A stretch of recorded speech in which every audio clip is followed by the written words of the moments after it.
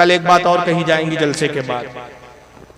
کل کچھ صلح پسند لوگ یہ کہیں گے دیکھیں صاحب آئے پوری تقریر میں انہوں نے کیا کیا. میری مجبوری یہ ہے کہ وقت کی قلت ہے اس وقت, بولنا بہت کچھ زیادہ ہے. نماز کے اوپر تو کچھ بھی نہیں بولا صاحب مولوی صاحب نے. کل یہ بولیے اخلاق پہ کچھ نہیں بولا, لین دین پر کچھ نہیں بولا, پیار و محبت کی کوئی بات نہیں کی, صرف ہمارے علماء کی برائی کی.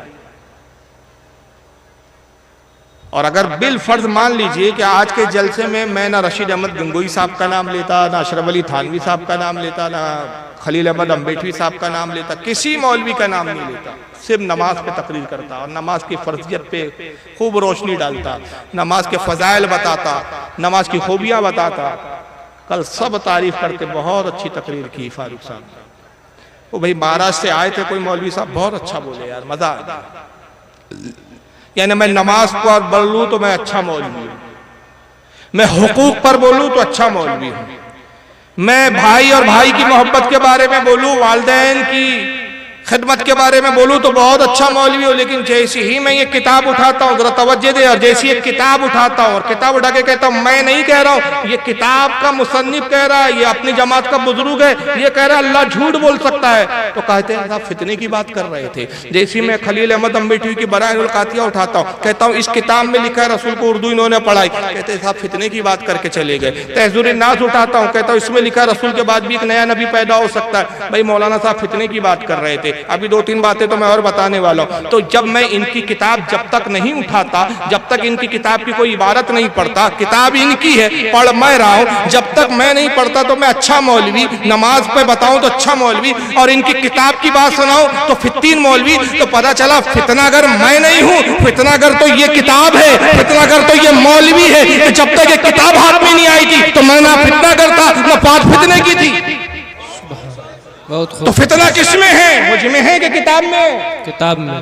تو جب بھی یہ کتاب تقریر میں آ جائے تو نا اتفاقی ہو جاتی ہے. مجھے بتاؤ جب تم مسلسل چھاپ رہے ہو تو امت کو تم نا اتفاقی کا شکار کر رہے ہو کہ نہیں کر رہے ہو؟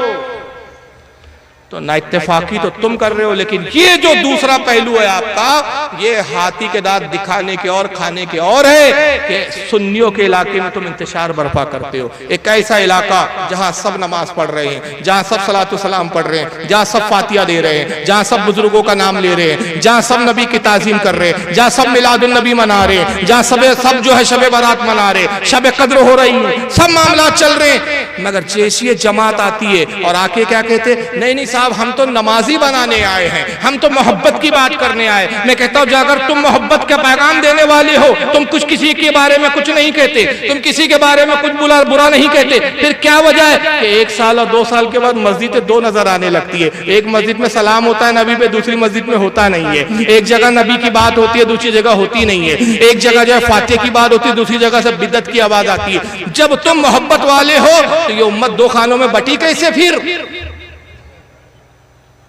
جب تک تم نہیں آئے تھے انتشار نہیں تھا, تم آتے ہو تو انتشار ہوتا ہے. تو یہ لوگ وہ ہے جو جگہ جگہ انہوں نے ہندوستان بھر میں گھوم کر صرف انتشار برپا کرنے کا ٹھیکہ لے کر رکھا ہے, تاکہ چند مفت خور جو جماعت میں بیٹھے ہوئے ان کی مفت خوروں ان کی بریانی اور بوٹیاں چلتی رہے.